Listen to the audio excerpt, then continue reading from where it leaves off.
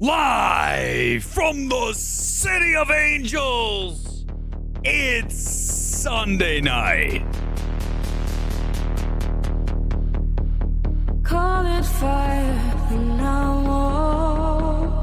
The Sunday Evening Spectacular Hold it off until the last glow is underway.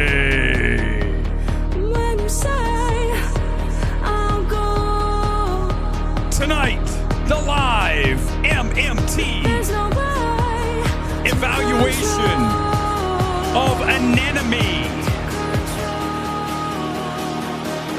Why is that important? Because tonight's big topic, you see it. Smashing small films.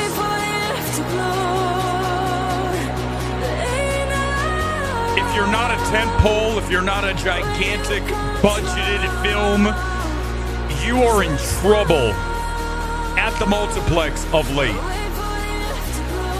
In the background, Grum's Afterglow. Going back a few years, this thing, as the kids, I guess, used to say, slaps. I used to listen to this track on the way to the awards functions when I used to go to those here in Los Angeles. Now it's a dangerous proposition to go outside of the Burbank bubble here in LA. But tonight we're talking about these smaller films that are getting worked over, man. It is really disheartening, and I need your help tonight. This is where you guys are going to come in. How can we fix cinema? We got so many issues, but I want you to put forth your ideas as to ways that we can bring this back around, because it's going south and going south quick. And I've got a bunch of examples here tonight. I know we've talked about this before, but now it's really glaring, and we need to team together and figure out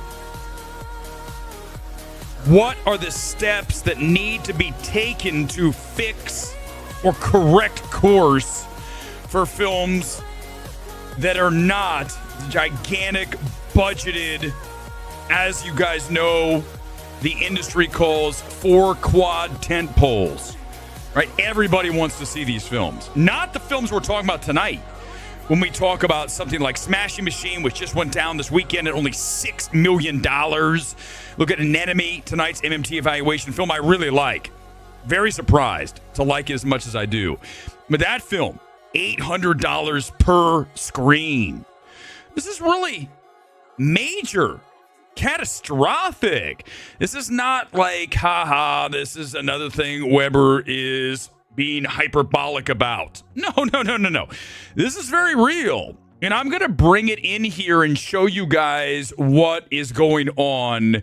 And I'll just start with a film like Deadpool and Wolverine, right? You look at a Deadpool and Wolverine, and I pull up the box office mojo, and you look at that film, open over $200 million here in the States.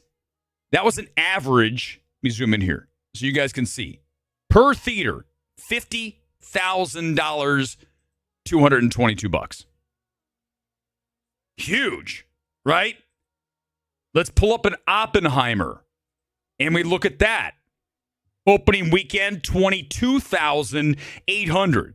So you see the difference between a Deadpool Wolverine and an Oppenheimer. Now, listen, anytime you're north of $20,000 per location, that's a win, okay? I mean, these days, $10,000 per. Remember, we're going back in time now. This is occurring less and less frequently, as we are seeing here. This past weekend, I mentioned Smashing Machine. $6 million. Average of $17.93. Horrible.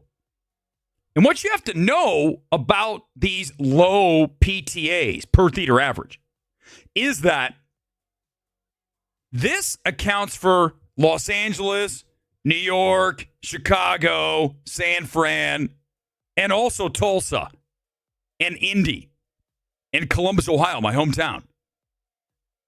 And the thing is, right, LA, New York is going to be really high on any of these films we're talking about, these smaller films that are getting quashed.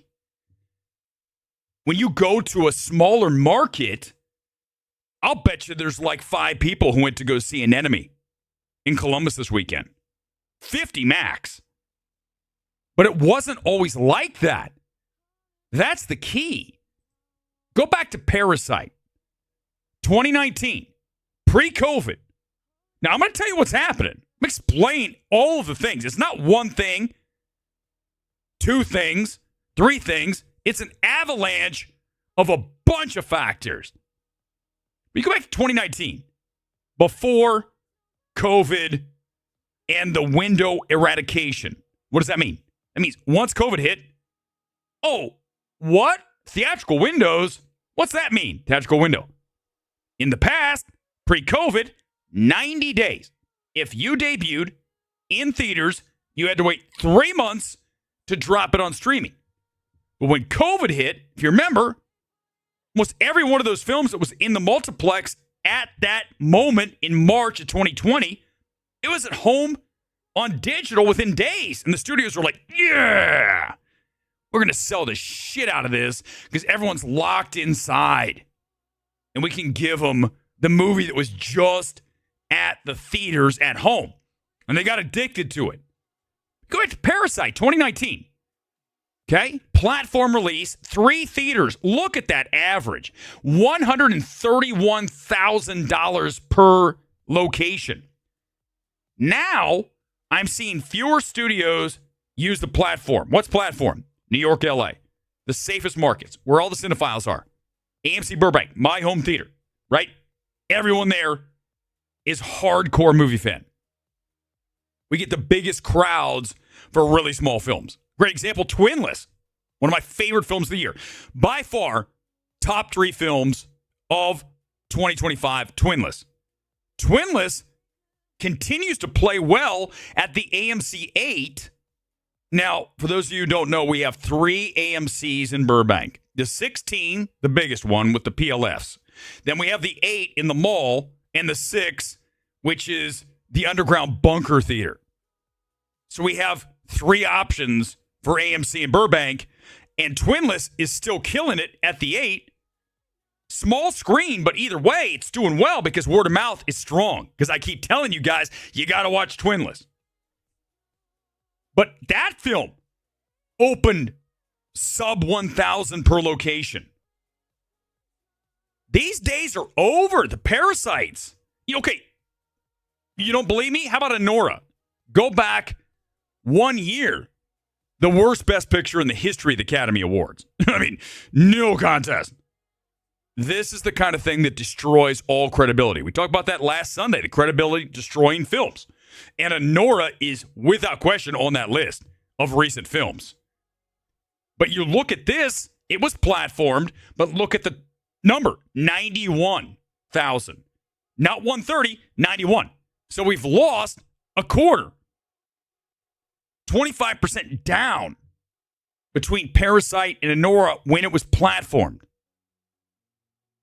And then, of course, we all know the box office for Parasite was 200 plus million worldwide. Anora got to 57 million worldwide.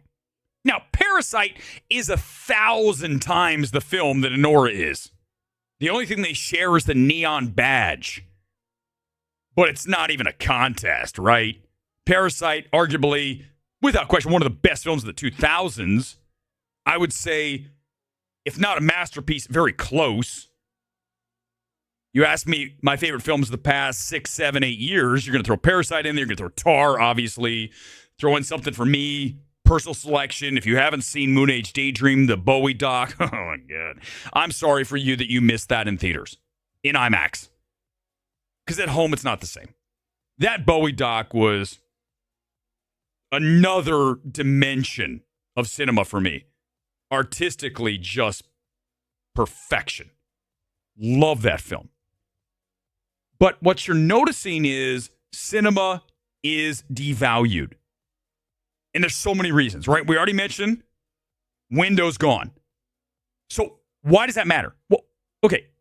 If you, in the past, knew that a movie at the multiplex wasn't going to be home for 3 months, you're like, I really want to see that.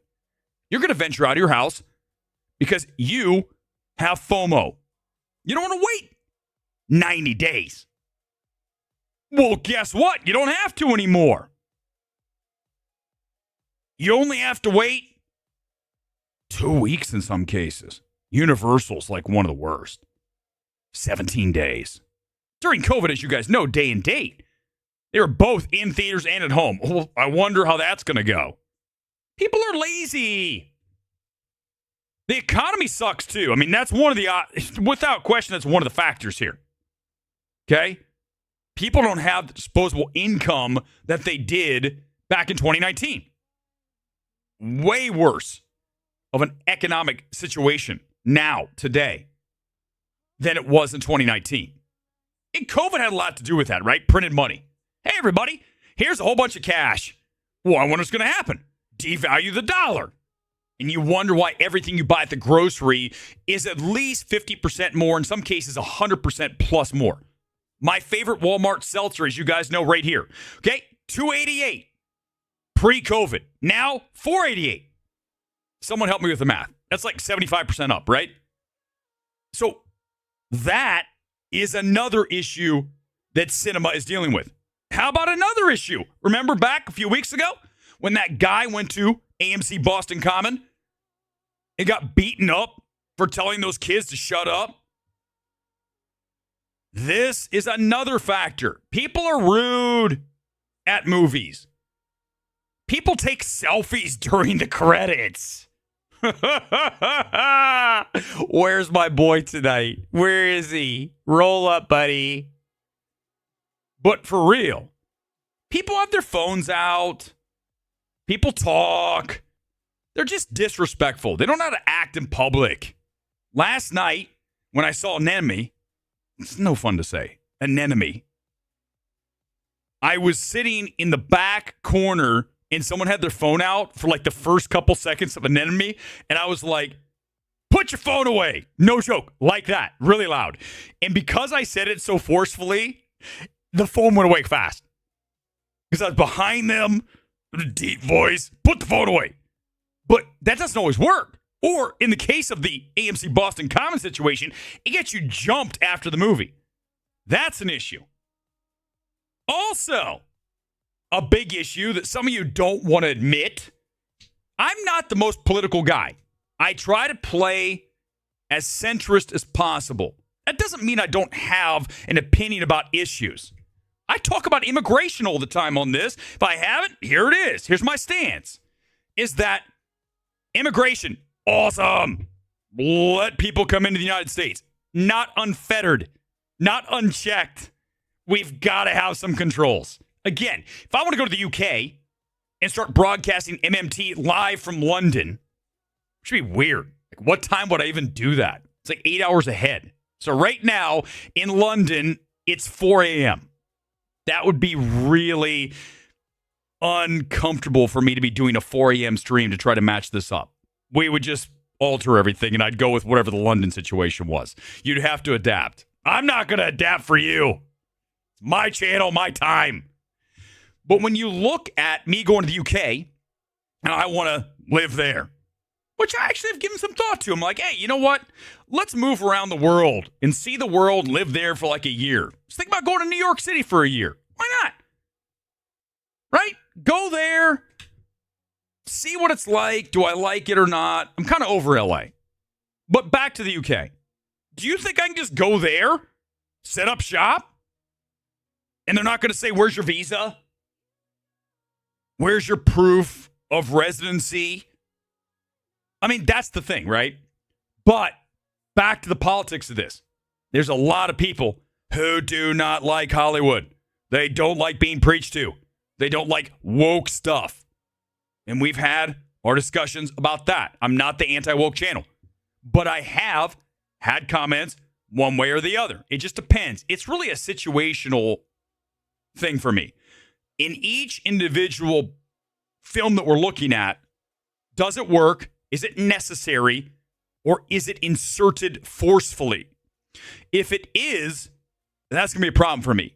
If it's organic and meshes well, don't care. But the average person, and yes, I would say the average, not the far right, not the far left for sure, because they're radical. But the average person doesn't really want this stuff crammed down their throats. So that's another issue. Oh, I'm not done. I have another issue for you guys. You know what that is? It is the quality of the movies. How many films do I come out of nowadays? And I say, wow, what a letdown. This year alone has seen some of the most disappointing films of the past forever. Last year was awful. This year isn't much better. A few gems here and there. But typically when I go to the movies, I'm disappointed by what I just sat through for 2 hours. So that's problematic. So you put all of that together, right? It's not what, look at all the things I just mentioned. And I'm sure there's something I forgot. Come in the comments and help me. All of these issues, put them in together, pack them into the snowball. You're like, dude, what do we even do? How can we even get out of this? I mean, listen, if you ask me, the number one thing that you have to do is make better films, duh. But that's easier said than done when we have these people that are in positions of power at these studios who have no control over the directors. And they greenlight stuff that you're like, why? Smashing Machine, great example. Not a good film. At any level. I had no positive takeaways. Go back to that evaluation from Thursday. Smashing Machine is not a good film at any single level. That's, you talk about a strikeout. The subject, boring as hell. Why they even make a movie about this guy? Okay? Filmmaking, not the right director for that. The sets look like crap.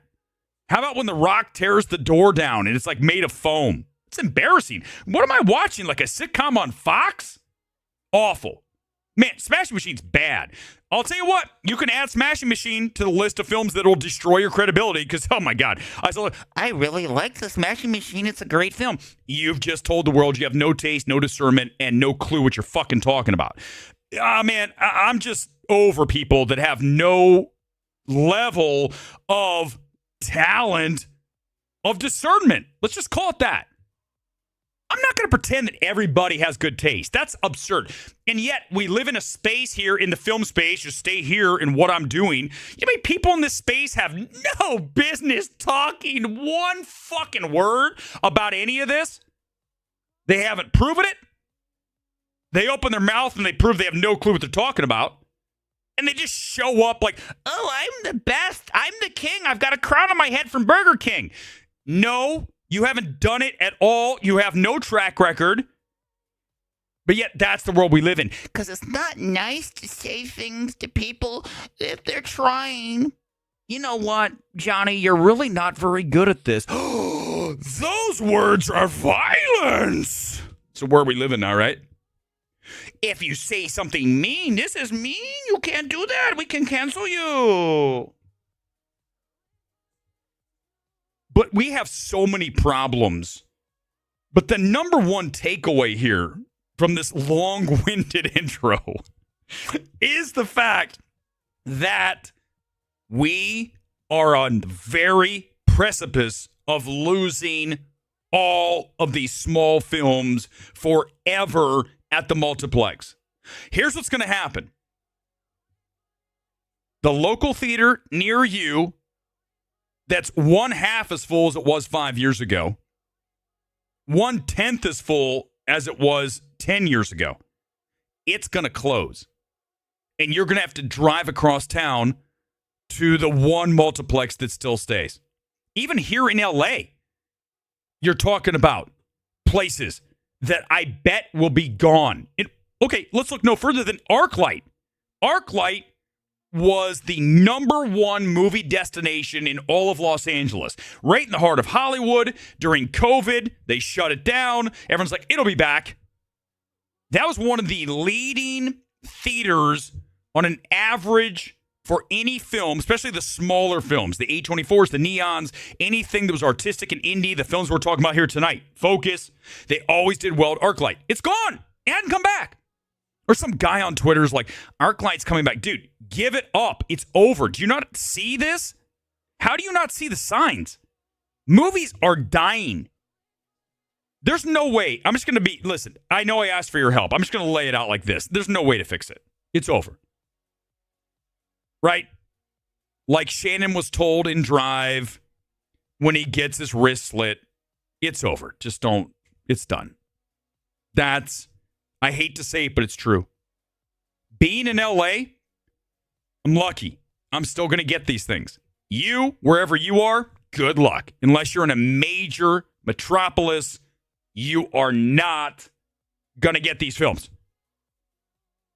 You'll get them in theaters for 2 weeks. In LA, New York, Chicago, wherever there's a cool indie theater near you that survives somehow. And then it'll be at home. It's never coming back. This is what it's going to look like. Look, this is an IMAX in Chicago. Let me pull this up. I saw this. It's sad to watch this. Let me reload. This is an IMAX in Chicago that went abandoned in 2020. You guys see that? Let me see if I can make it bigger. And look, he's taking us on a tour through there. And this is what it's going to look like at the multiplex near you. And soon. Everything gone. The building's still there. Like, what do we do with this thing? Dude, look, you still have the soda fountain machine. Oh, no Diet Mountain Dew. That's a big time mistake. Look how small that little place is. But look, dead. What do you do with that? You're like, turn it into an apartment complex. Okay, dude, what? It's a theater. Let the homeless come in. It's always one that I like to hear. Okay, yeah, right. Like they wouldn't trash it. There's film. This is what it's going to look like, man. Near you. Your theater will be gone within 5 years. I'm right. There's one thing I've always been pretty good at other than evaluating films. Nailing what's coming next. And it really sucks to tell you this. But wherever you go, it'll look like this in 5 years or less. Sorry. You have it for now. You have some Regal locations for now. AMC will close either the 8 or the 6 here in Burbank within the next 5 years is my guess. I bet the 6 is gone because the 6 has a lot of films that play at the other ones, right? It's kind of like another location. So listen, as a business, why do you have 3 locations when you can cram more people into the other 2 and get rid of one and cut all your operating costs out and get rid of the staff there, get rid of the electricity bill, the lease? I can't believe the 6 is still open. I mean, obviously, I told you they're very busy, but not now. Not unless the film is Deadpool Wolverine. Not unless the film is Inside Out 2. Not unless it is the films that we're kind of talking about here tonight in Oppenheimer. I mean, even a One Battle After Another is not enough. $100 million worldwide right now. Remember, it's a $140 million film. It's got to be $350 million worldwide to be profitable. We're not even 1/3 of the way there. So let's not talk about that being a success, right? If you go back to PTA's way back when they platformed those PTA films, they were like 140, 150. It was insane, the numbers. Not anymore. Never again. You don't even see it because people have just had other things to focus on. The other thing that's really sucks for cinema is that the young kids don't go to the movies. They watch TikTok, YouTube, and play video games. Scroll on Instagram. Right, any of those. That's what they're doing. They're not going to the movies, man. It has to be something like Deadpool Wolverine, Inside Out 2. Like I said, those films. If it's not one of those, as we saw with Minecraft, but why did that film get big? Obviously, it's a huge game, but also the meme of it. It was huge on TikTok and Instagram And that's what drives people to the movie theaters now. On a consistent week in, week out basis, the average person does not go to the movies at all. We are definitely not the big popular group. We are like the kids all the way in the corner of the cafeteria, and we're allowed to sit on the floor. That's where we are now. Everybody else has great seats. They're doing well. We're sitting on the floor with our lunch trays because it's just about over. It is. I know you don't want to hear this. I don't care. Like I care. Do you think when I started MMT, which, by the way, stands for Midnight Movie Talk, that I wanted to be here some 3+ years later telling you that we are in the final stages of cinema as we knew it? Of course I don't want to say that. It's reality. And I don't think we can save it. It's just going to be a niche thing. Seinfeld got dragged months and months ago saying that movies have lost their cultural significance, without question. Nowhere near where it was when I was a kid. We went to the movies all the time. Not anymore. And I think one of the reasons that I pointed to, the lack of quality. So I found this interview with the Hot Ones with Channing Tatum, who has Roofman coming out here next week. Another small film is going to get destroyed. People aren't running out to see Roofman. I think it's tomorrow night's mystery movie / Screen Unseen. I do believe it's that. And I probably will go see it because Menzel likes it. And I think Channing Tatum's interesting. I love Derek Cianfrance. Go back to Place Beyond the Pines, Blue Valentine, but Place Beyond the Pines, man, the first 45 minutes or so, the first act of Place Beyond the Pines, oh man, I love that. That's great. Then it kind of, but that first is just like, that's where I want to be. But let's listen to what he talks about with people making movies now, stars, and making projects that they don't really want to make, but they kind of are forced to. I think now when you get asked to do a movie or you're trying to get a movie made, it's a very confused pipeline of possibilities. And it really feels like at times that you're incentivized to make bad things to get paid rather than make something really, really good. Because, tying it back to what we talked about, because even if it's really, really good, it's not going to do well at the box office. He needs to discuss that habits have changed. For the people that actually get to see these things and like the people that I want to see these movies, the person that I was when I was a kid, and I want good movies. I'm like, man, I want to give my money to like the good movies. I don't, Lately, that's been really difficult to do because the majority of films are bad. One battle after another is not a good film. Okay. I know a few of you seem to enjoy. That's fine. I'm just telling you, it's not a great film. It's just not. Yes, the filmmaking. What did I say? I said, I love the directorial scope, but it's PTA. Of course you do. Duh. But the rest of it, screenplay, it's such an upside down moment. But I do believe that the disruption is going to lead to something good. I don't at all believe I don't think he knows what the fuck he's talking about. He's wishing. He's a multi-millionaire, and he has pipe dreams about what's going to happen. The only way we could ever turn this around, honestly, let's just be straight up. Windows are reinstalled 90 days. Okay, I know you're going to say, why does that matter? Because then it retrains audiences. They got to wait. And then here's the second part that's way harder. And the first part's really hard because Universal's not going to go for that. Warner Brothers ain't going to go for it. Disney's not, because we have AMC, Regal, Cinemark. They don't band together and say, it's 90 days, bitches. End of discussion. There's no more negotiation. But that's part one. Part two is make great movies. Everything's got to be great. That's not happening. I do believe that. I do believe the streamers came in for a reason. And like it had to change. It had to morph. No, that's not true. The streamers came in and fucked everything up, like Netflix. By the way, cancel Netflix for me. Not because the politics. I don't care. Honestly, whatever. I mean, I understand why people are pissed, okay? But that's not why I want you to cancel. I want you to cancel because they don't care about cinema. All their stuff plays at like one indie theater that's like an hour from your house. For me, it's closer, but I'm not going to support them. I'm not going to support Netflix for anything. Not a penny. I just wanted all. Sorry, I'm rambling. No, but This is what this shit does. It makes you feel drunk. It makes you feel like wasted because like you're just. Okay, now he's just rambling. But yes, I mean, what he said is a pipe dream. It's over.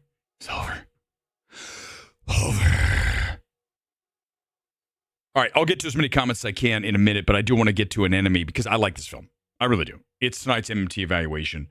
And I had seen the reviews, and they weren't all that encouraging.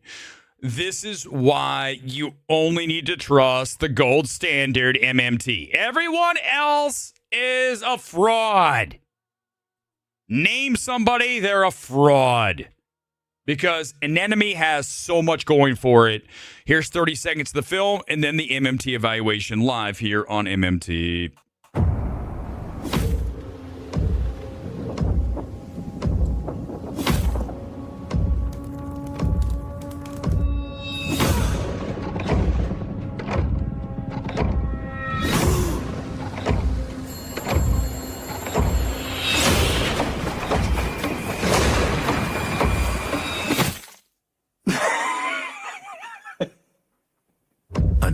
You know, one of the problems with this film is you can see in the spot, the trailers, they don't really tell you what movie this is.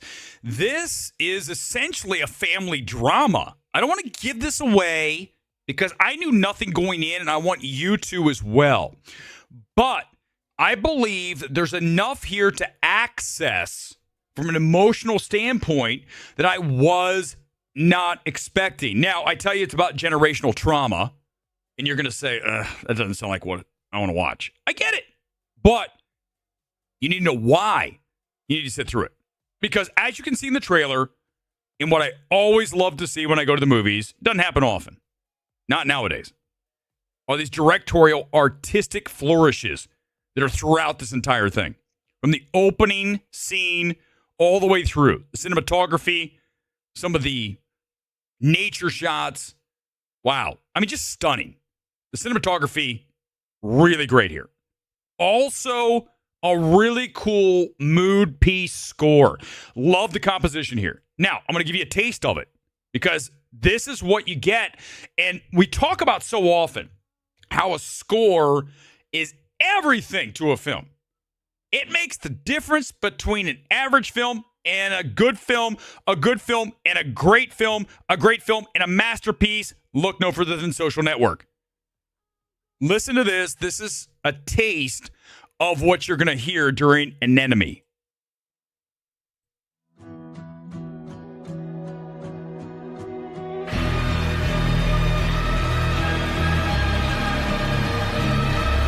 Just how rich and just blow me away. I'm in the back row going, oh no, this is good. Bobby Sfillick, I believe he's done some other things that I've seen, but this is the one that I'm like, this is good.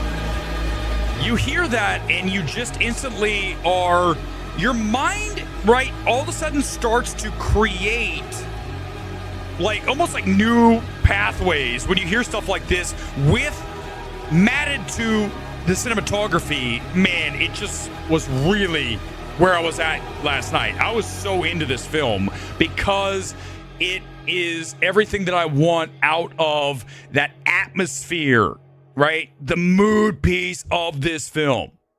And then, by the way, guess who I haven't even mentioned? I have not mentioned Daniel Day-Lewis. Of course. Duh. Daniel Day-Lewis, multiple monologues here that will leave you going, yep, he's one of the greatest of all time. If you're asking me, Daniel Day-Lewis or The Rock, are you kidding? The Rock for the Smashing Machine or Daniel Day-Lewis. Like, if we had to fill out that fifth spot, because between those two, dude, are you... It's not even a contest that's worth discussing beyond me laughing my ass off. The only thing I don't really love about this film, there's supernatural elements that creep in late that I do like the artistry of it, so I think that's why it softened my negativity towards it. But I do believe the film is grounded enough in this estranged father-son relationship with a brother and an ex-wife. Dude, there's a lot going on here. I was into this film. I'm giving it 89%. Whoever is like really low on this has no attention span and no appreciation for artistry. That's really disappointing. And then you get Daniel Day-Lewis, and he doesn't disappoint. The problem is, as I talked about with this film, is it opened with $809 per location. Horrible. I don't know why they went wide with this. Why being 800 plus screens, but either way, that's not like New York, LA, 3 screens, 5 screens, 7 screens, 800 screens. This was basically empty. In Raleigh, Indy, Columbus, Tulsa, Dallas might have had 3 people, but you need to see an enemy. I hope it turns into an awards contender. I don't care about the box office. I don't care about what Rotten Tomatoes says, because Rotten Tomatoes, one more time, Rotten Tomatoes is full of people that have no fucking clue what they're talking about. And even the people you think have a clue, like our boy with the Pulitzer, who recommended you see Megalopolis twice. Do you understand? That's a deal killer. That's a career killer. It's over. It's over for these people. If anyone says Sean Fantasy, I swear to God, I'll bounce you. Biggest fraud in any space. Not just film. I think any space. Music, sports, film, politics. Name another space. Gaming. Sean Fantasy would be the number one fraud in any space you mention. He works for the Ringer. They don't know what the fuck they're doing hiring people then. He's like the typical chin-stroking, I have a Letterboxd account. That's my personality. Let me help you guys out. A Letterboxd account is not a personality. Okay? It's something that you have on the side. Like, listen, I like my movies. I love My Anemone last night. I was into it. But at the end of the day, I was playing volleyball all day, man. You can't just do this shit. Most people, my Letterboxd is my whole life. Really? Good God. Think about how much time you spend on Letterboxd writing a review. Is it really worth it? Listen, you could ask this about the stream. Here's the reality. It allows me to vent for an hour twice a week. That's all it is for me. That some of you seem to enjoy it, awesome. But it's not like the only thing I think about. It's like, is this over? It's over. I'm not even thinking about this again tonight or tomorrow or until we do the next stream, which will probably be Tuesday night. There's a good chance I'm going to see the Springsteen movie. So Tuesday night, we should be ready to go with that. There's a high likelihood that I'll go because I want to see that film. Smashing Machine, I skipped because I didn't want to see it. And then I saw it and I really didn't want to see it. So quickly on Anemone, and then we'll wrap this and I'll get to some comments if you had a chance to see it.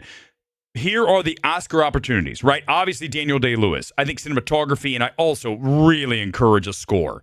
This is right there for you. It's exceptional work, and we need to get these things in. I don't even care if the film gets nominated nowhere else. You bring the score from Anemone in, right? We talk about this all the time. You have to extract elements from films. I don't even care if the film's the worst film ever, like Beau is Afraid. Okay, Beau is Afraid, unwatchable, an abomination, a waste of $30 million like I've never seen in my life. Here's the thing. If there was a score that was really stellar attached to that, I'd be able to extract the score. I can't. There's no way. I can't. Here's how bad Beau is Afraid is. I can't even extract Joaquin Phoenix. And I normally can extract anything. No, I can't. That film is unwatchable, unforgivable. One of the reasons A24 has fallen so far, why people don't want to see the Smashing Machine. Because they go, Beau is Afraid. That's the studio brought us Beau is Afraid. A24, you don't understand how it works, man. Your reputation is everything. And when you give people Beau is Afraid, you give people The Front Room, you give people Tuesday, I'm telling you, man, you listen, please do this for me. I know there's A24 people who watch. I know they watch in the office. I got a text from someone at Neon. I can't say who. And they were like, The Office watches you. I'm like, of course they do, because I'm like, dude, nobody's even close. It's no contest. We're the gold standard. Nobody's even in the fucking contest. Here's the reality, is that your reputation is everything. You do not attach your name to films like Beau is Afraid or Tuesday and expect anybody to ever want to watch a film again from your studio. Imagine if I came on the stream and all I did was curse for an hour straight. Now, granted, I do curse. I'm sorry, it happens. But imagine that's all you get. Or I sit here and I just look at my screen and I'll talk for an hour. Be like, I'm not watching that anymore. You're already probably saying I'm not watching that anymore, and I don't blame you. But if I came on, couldn't speak, gave you something that was unwatchable, you'd be like, I don't think I'm going to go back to that channel anymore. And we need to keep as many people as we can. We are the Riddler's channel from the Batman. But it's fine. I'm good with that. But right? That's the thing. You got to protect your brand. And A24 did not protect their brand. They have released garbage films over the past several years. And that is going to kill you over the long run, because credibility cannot be re-earned. It's done. Speaking of A24, let's watch a trailer. This is it Pillion? I know nothing about this. I just know it debuted the other day. This is the trailer for Pillion. I know nothing about this movie. We're going to watch. Maybe you don't either. So for both of us together, we'll discover what the hell Pillion is. Here's A24's latest trailer.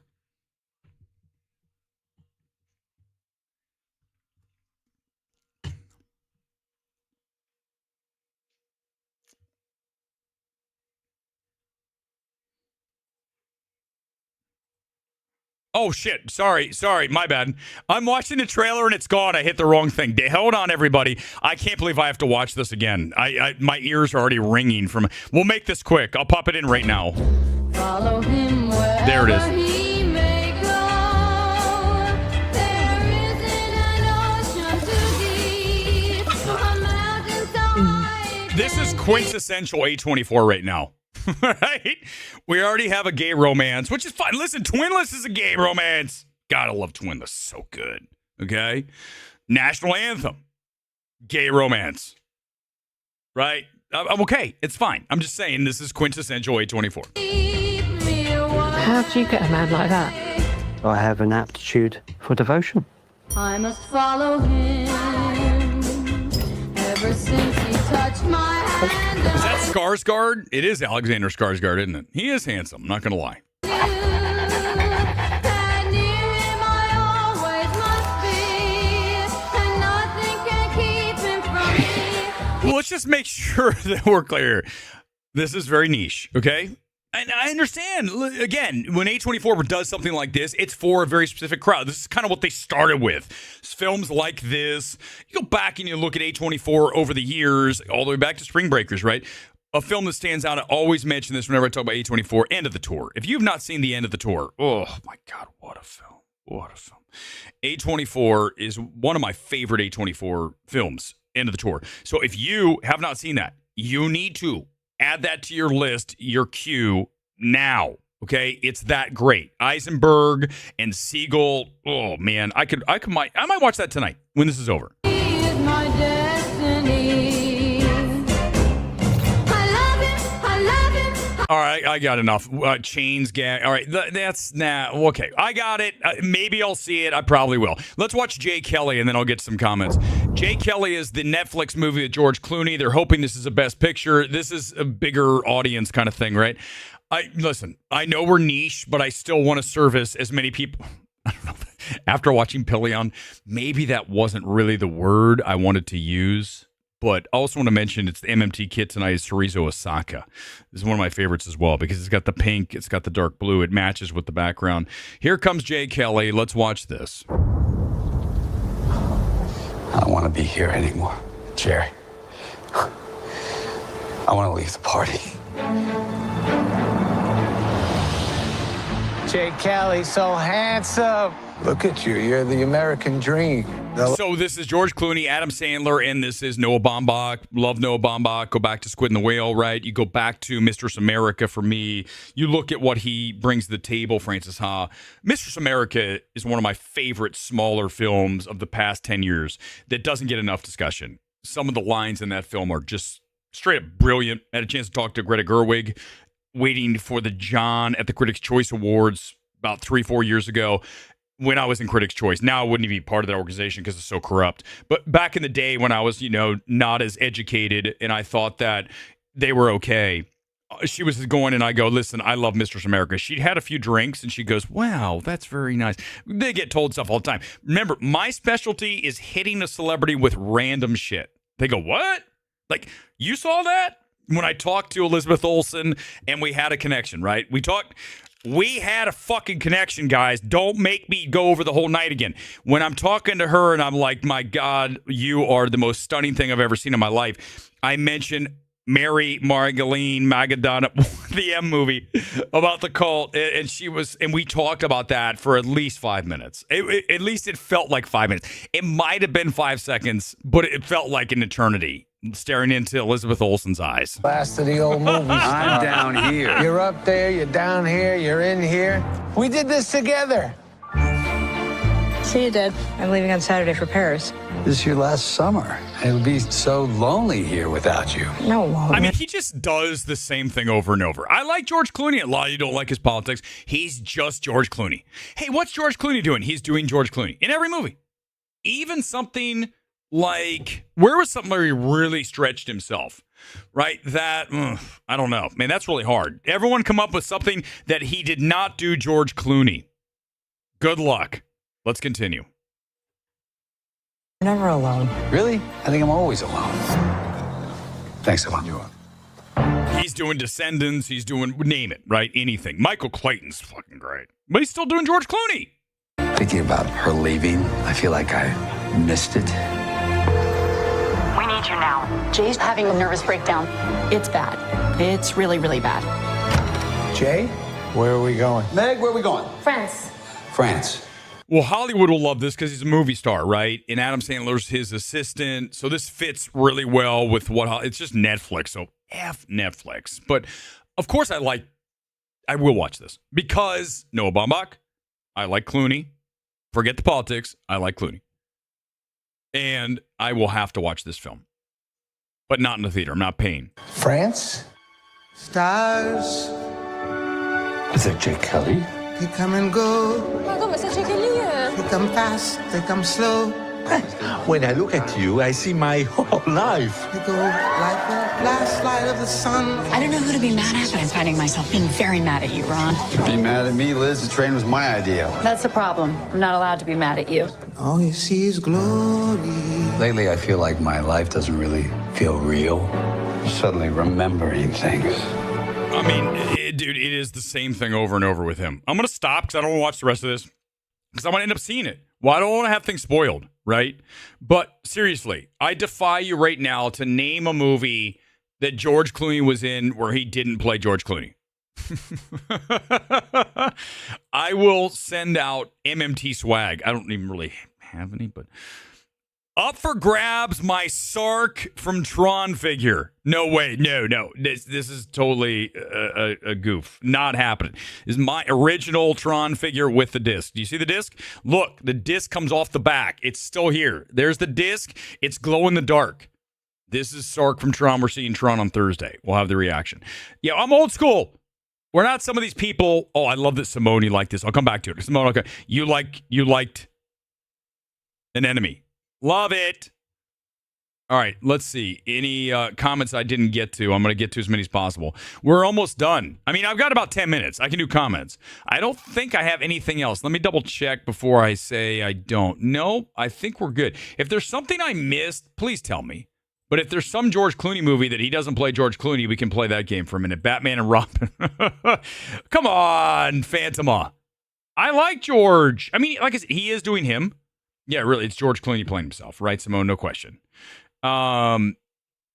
Yes, yeah, of course. But me or him? Oh, I've always been a kind of a dweeb. I'm not going to lie about that. Go ahead and cut that out. But so what? I'm like a cool dweeb. That works, right? Isn't it? I think that kind of works. All right, hold on real quick. I'm going to look at World of Real and see if there's anything we missed. Listen, whenever I use World of Real, I'm giving publicity to the site, and as we know, we're the #1 destination for film. Clearly, we have, don't have anywhere near the viewership of The Ringer. You guys, come on, man, be better. Just do better. World of Real. Let's see what's happening here. If I missed anything big, I think he does a good job of getting some sound bites and stuff. Ridley Scott says modern cinema is shit, so he rewatches his own movies. Well, I got news for you, Ridley Scott. Gladiator 2 was utter garbage. So there you go. That nullifies anything you have to say. Next, Amazon removes James Bond's gun. Yeah, that's dumb. One battle after another slides 50%, 100 million. Yeah, we talked about that a little bit. Terry Gilliam says Carnival End of Days not going to happen. That's too niche. Marty Supreme. That's going to be fun to watch. I know you're excited. I think it's going to be good. Simone's here. Simone runs Club Chalamet. Thanks for watching, Simone. Let's get drinks. I know you were there at Burbank the other night. You were in a movie and I was in one, so we couldn't meet. Next time you're here, let's plan it out. We'll go to Islands and we will have Coors Light on me. When I go to Islands, I love going there because they have Coors Light. Guys, I'm from Columbus, Ohio. I grew up with Miller Lite, Coors Light, Bud Light. Now it's canceled. Right? I'm very much of a Midwestern kind of taste. I hate IPAs. Too heavy. I want something light and crisp. Like Mick Ultra. So I will spring for a couple of mugs of Coors Light. If you've never had it before, it is the champagne of beers. Well, Coors is. Coors Light is, what the hell's their, whatever. It's cheap beer. That's what it should be called. It's cheap beer. That's a shame that an enemy's not near you because it really will benefit that you see that film in a really nice auditorium with great sound. I think that score is so impactful to that film that if you are watching that at home and you don't have those guitars cranked and all of that really up in your face, it's not going to be the same. Also, the house I was in last night, the theater house over at Burbank, was pretty big. It's a smaller room, but the screen was nice size, had great sound. That's the thing, we're really lucky. I don't talk about that enough. When I see these films, I'm kind of seeing them in optimal conditions because the people who work at AMC Burbank all are in the industry. There's probably people that are projectionists there that are editors of films, like the stuff you watch, because they know they can't get away with stuff not being great because if they do have not the perfectly thing, if it's framed, if it's not perfectly sound, all that, someone's going to go, bitch, I made this movie. Get it right. So we're lucky. But an enemy is going to greatly be enhanced by you watching that in a really top tier theater. You're not going to get it in PLF, but at least a theater with really booming sound. And I was very lucky to have gotten that film the way I did, because if I watched it at home, I would not have the same reaction. I know that sounds weird, but it's true. It does matter how you intake some of these things, and intaking them in a theater with optimal sound, Dolby, a Prime. Okay, great example of that. Go back to my reaction to Hurry Up Tomorrow. Remember, I was all over that film as far as I love just the directorial aesthetic of that film. Oh, and the sound.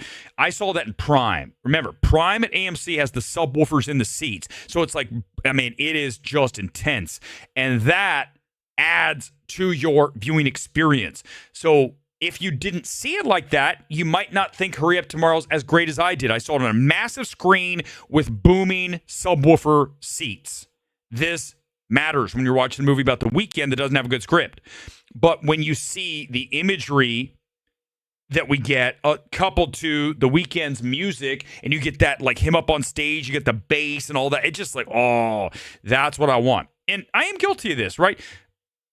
I think Menzel came in today on Twitter after I raved about An Enemy, and he's like, here's another Weber film that has a great score and looks amazing with the cinematography, and he's going to like it. Yeah, I'm not going to lie. Those films I definitely have rated higher. Yeah, right? Great sound, great images, I'm going to push higher. A film that has those things not even present, like a film like Coda, I'm going to lower that motherfucker to the floor. I don't care how great the screenplay is. From a cinema aspect, that's a 0% cinema. Seriously, I would argue that for sure as a Best Picture, the least cinematic film to ever win Best Picture is going to be Coda. Remember, how do I know I'm right? First of all, I know I'm right because I'm the gold standard. But remember, Sean Hayter, the director of that film, was not nominated for direction anywhere. Nowhere. I don't even think one critics group even had her listed anywhere. How bad is that? Your film wins Best Picture and you're not even considered for Best Director. What does that tell you? they're voting for the feeling of the film, not the filmmaking. I don't do that way. I vote for filmmaking one, feeling coupled, and then, I mean, screenplay's got to be there. I think An Enemy has enough of screenplay. It's not as obtuse as you're looking. You know, as you see in these ads, that almost makes it like a horror film. It's not what it is. It's a mood piece. It's got that score. It's got the cinematography. It breathes. You got Daniel Day-Lewis. It's all the elements are there. Listen, 89% is really high for us. By the way, if I have one more, can I dress someone down here tonight? I don't know who it was, but if I get one more person that comes into my channel and says, the next time, like, Smashing Machine's bad. It's bad. It's straight up not a good film, okay? Oh, I can't wait for you to see the next Fast and the Furious movie, because that's your taste. Oh, really? You don't even know who you're talking to. What I say is the best film of the 2000s. I would put Tar way up there. Tar is, you know how niche Tar is for the average person? They could not even handle that film. An Enemy, another example. Hurry Up Tomorrow, directorially fire. For the average person, it's garbage. So what are you talking about? Yes, I had fun with Fast X because of what it is and what it's trying to do, and it is what is dumb as hell. It's definitely better than the one before that. But I don't live for these things. People are just so dumb. Can I also say something else? This is going to be interesting. I want to get your thoughts on this. And this is we have a few minutes, but I really need you to think about this. Why do you think there are so many people that are in the film space that are kind of weird?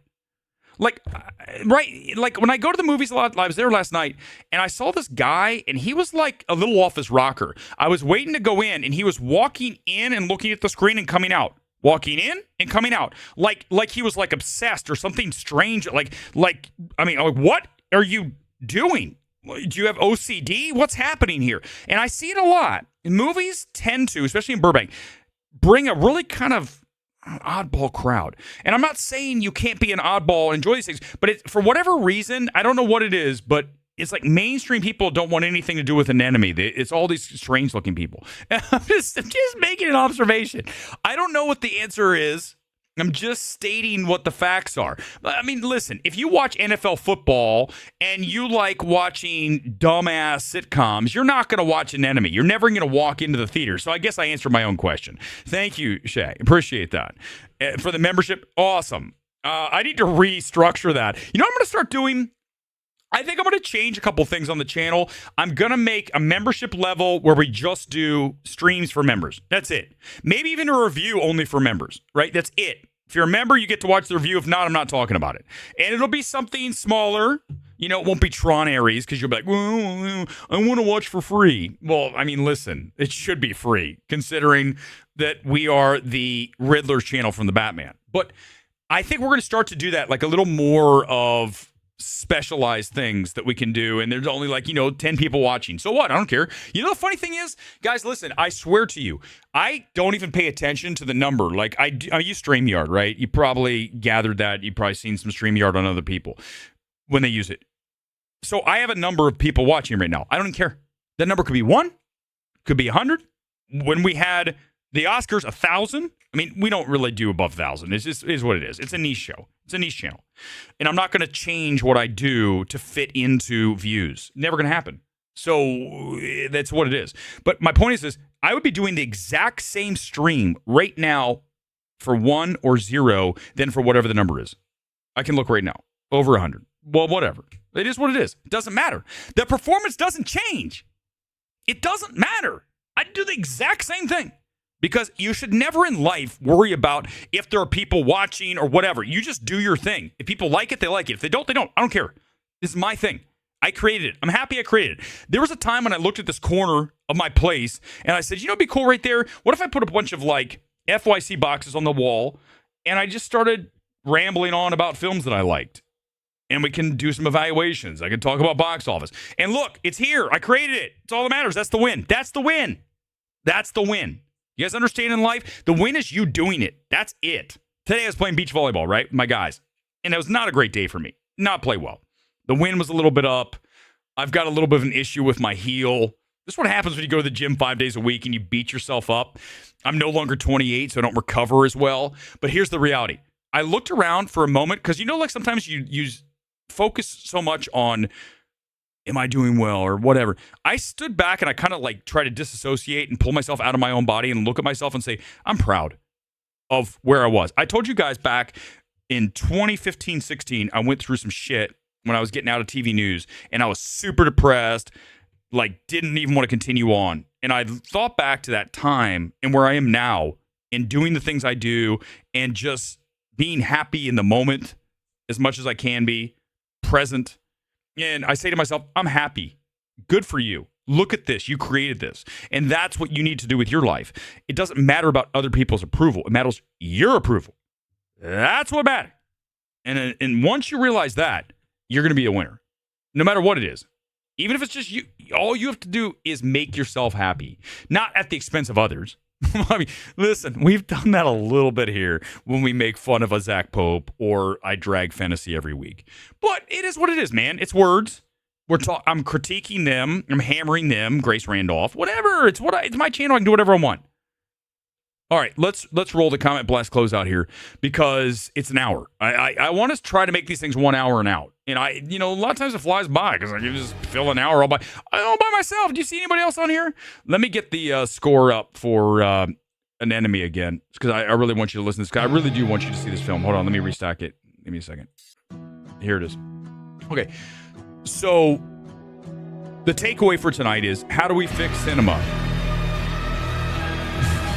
See how intense that is? Like out of nowhere, there's like scene and this just goes, and I go, whoa. It's really artistic, man. When this song plays, I know where it is. I know exactly where this is in the film. And I just saw it last night. A lot of films I forget. As soon as I hear the score, I go, ooh, that moment. All right, I'm going to hit pause. That's a little too intense for this. Let's do the song that led us off tonight. It's Grum's Afterglow. I do like this song. And then we're out of here on this sunny night. I'll get to as many comments as possible, and then I'm leaving. So thanks for being here. Yeah. Kate Blanchett for being 50 plus is super hot. Not that I would know anything about that age range. Yeah, you listen, All Elite, I know you hate Hollywood. I get it. You're not alone. You're not alone, man. But here's the thing is, like, I still want movies to succeed. So all I'm asking you is if you hate Hollywood, and not just you, All Elite, but anybody, if you hate Hollywood, think about just the loss of movies. That's something that we've had going back to the dawn of our society that we currently know, right? Movies are part of the fabric of our lives. And if we lose going to the movies, we lose a lot of culture, experiences, communally, in our cathedral of cinema. These things just can't be replaced. And I do cherish not every opportunity because a lot of times the movies suck. But when it's good, like last night, An Enemy, Saturday night, I didn't even want to go. I sat down, I was up in the corner, and I just was like, okay, this is cinema. I'm really happy. And those moments make up for the bad moments. And I don't want to have that disappear. I want to still experience these things. I'm lucky I'm in LA. For you, it's not going to be a good situation within the next 5 years. I laid it out earlier. Go back and watch in the beginning. You'll see. It is what it is. God, this whole album's really good. It's Grum. I forget what the album's Altered State. I put it in the description for the stream on YouTube. If you're watching on X, by the way, it's Midnight Movie Talk is the channel on YouTube. Anything that I've ever talked about in the world of film or anything is going to be located there. We've done so many hours of live, I've lost all track of whatever that is. Let me get to as many comments as possible. I'm all alone tonight, so I'm doing, I'm trying to get thank you. I appreciate Soup Can. Every time, listen, we do these things and it's just, I know I didn't see Bone Lake, Luis. I didn't see it. I'm not going to see it. I've heard it's pretty good. So it's just one of those things that you say, I'm not going to do it. There's some films I'm just going to skip. Now, Michael Clayton's really great. When you look at where we are in cinema and where I hope we're going to be, I just don't see it happening. I just hate to say that as we get ready to wrap this, but I don't. And I'm sorry. I don't know what else to tell you. There's just no other way to make it right. Let's see. I think I missed another one. Thank you. Hey, Shay, appreciate that. I really do. Anything else? If I missed some of your comments, I promise I'll go back and look at them at the end. And then I'm off. The reason you're the gold standard is that you're one of the very few critics that breaks down the story. Thank you. I appreciate that. Listen, I've gotten better. When I first started, I wasn't very well versed in all of this. And I think it takes time. It's like everything, right? In life, you get better at whatever you're trying to do by more hours put in. And the more you think about it too, right? You don't just go consume. You let this film, you get in there and you break it apart. As I talk about so often when I watch these, you do a magic eye on it, right? You spread all the elements out, and I do like Minority Report, right? He's got them all there, and he's going through like this. I'm like, score, good, yes. Cinematography, bang. Screenplay, obviously, screenplay I'm going to keep up on the screen. Screenplay I've got to keep because but once I see cinematography and I know score's pretty much dialed in, I can move them out of the way because I'm already set there. Those are good. Direction usually makes itself apparent pretty quickly as well with the edits. Again, the cinematography, the overall assembly, the calibration, that can be seen pretty quickly. But the screenplays, that's something that's going to take the measure of the film typically, unless you're watching something like Hurry Up Tomorrow, and then those other elements that are so high, the directorial elements are so high that the screenplay gets quashed for me, right? So, but I understand if you value screenplay number one, Hurry Up Tomorrow's not going to work. If you value cinema, Hurry Up Tomorrow's going to work. And if it doesn't, I don't know what where you are, where you saw it. There's no way. That film is some of those shots, right? When she's coming out of the house and you have that camera spin to the car, obviously we know what Schultz's patented thing is, the spin around. He does it too much, okay? It's in waves, and it was great in waves. I don't want to see it turn into the fisheye. Yorgos, this is my calling card. I'm going to put it all across my film. Like, here's this is... No. Less is more, right? Remember, what do we always say? Less is more. Runtime. Always. Keep it tight. Directors, keep it tight. Find someone that you trust will tell you your film's not that great. I wish I could do it more often. I wish I could get in and tell these guys, you got to fix this and that. You got to change that. You got to cut this out. You got to bring this down. You got to change the score for sure. That's one that's big. Thanks for being here on this Sunday. We're back on Tuesday night with the Springsteen movie. More than likely, I would say there's about a 90% likelihood we'll have Springsteen. And if Roofman is tomorrow, I might combo those on Tuesday. It's a good combo, right? Springsteen, Roofman, similar award films. We can knock those both out, the MMTEs of those on Tuesday night. If not for sure, then Thursday, Tron Ares will be live at about 8 o'clock, getting out of that. I'm sure I'm going to be blown away by the visuals. 3D, IMAX, I'm going to see it that way.